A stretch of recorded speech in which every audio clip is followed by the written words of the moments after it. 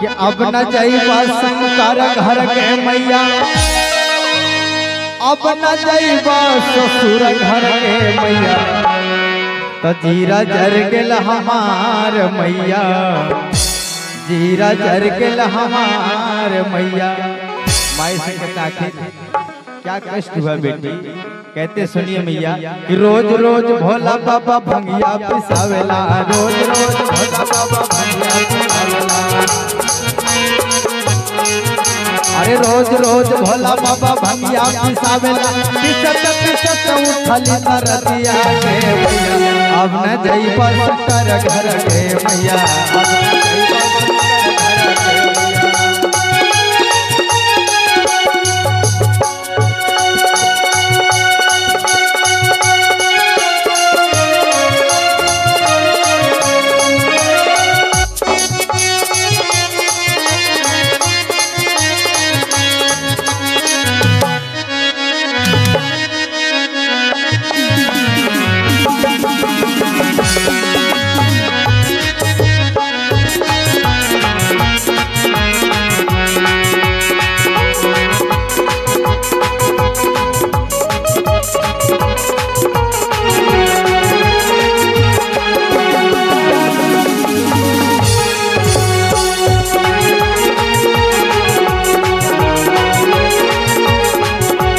कहते हैं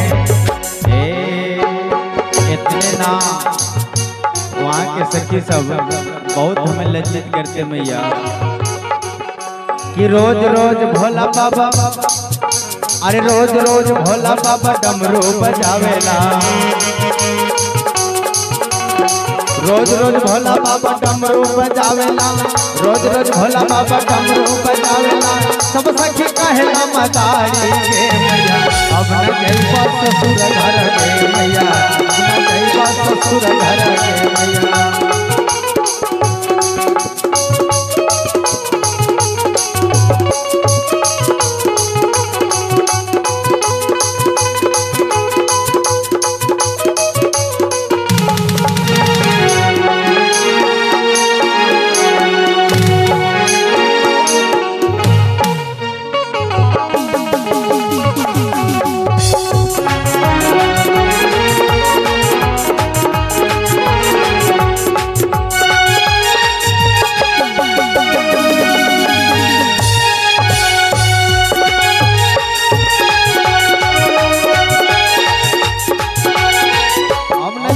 ससुर घर के मैया, जीरा जर गेल हमार मैया,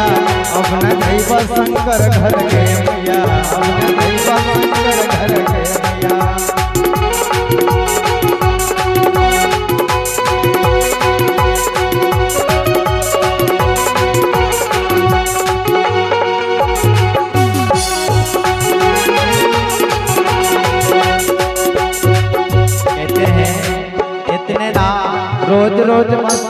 रोज रोज भोला बाबा बसहा घुमावेला, रोज रोज भोला बाबा बसहा चलावेला, रोज रोज भोला बाबा बसहा चलावेला, सब सखी कहेला पारी के मैया, अब न जाइबा शंकर घर के मैया, अब न जाइबा शंकर घर के मैया।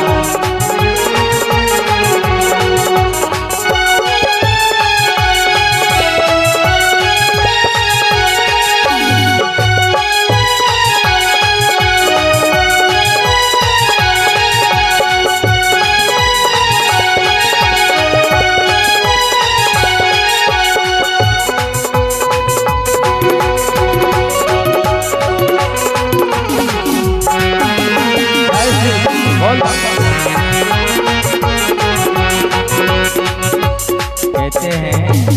इतने ना ए मैया,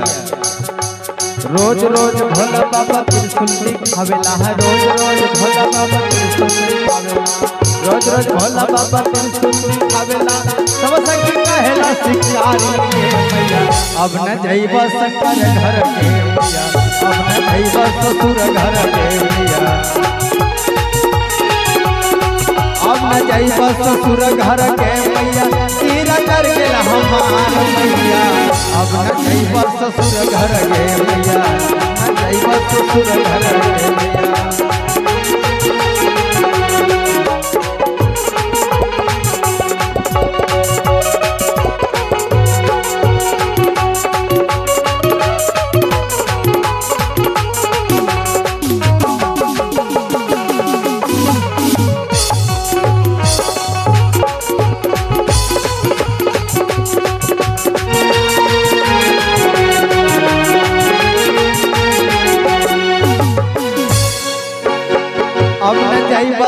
शंकर घर के मैया जीरा जर के हमार मैया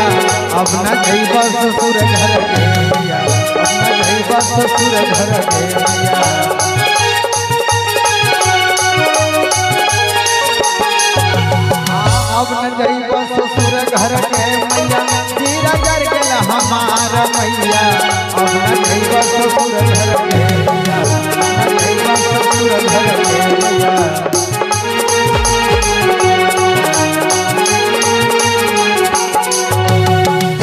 अब न जइब ससुर घर के मैया जीरा जर के हमार मैया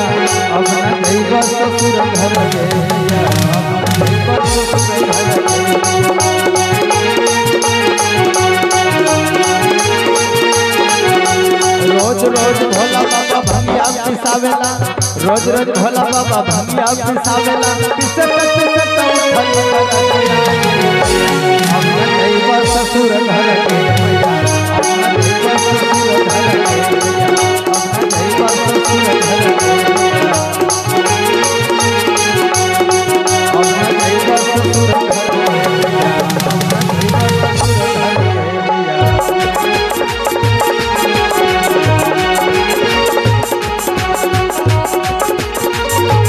बोली प्रेम से शंकर भगवान की हर हर महादेव की।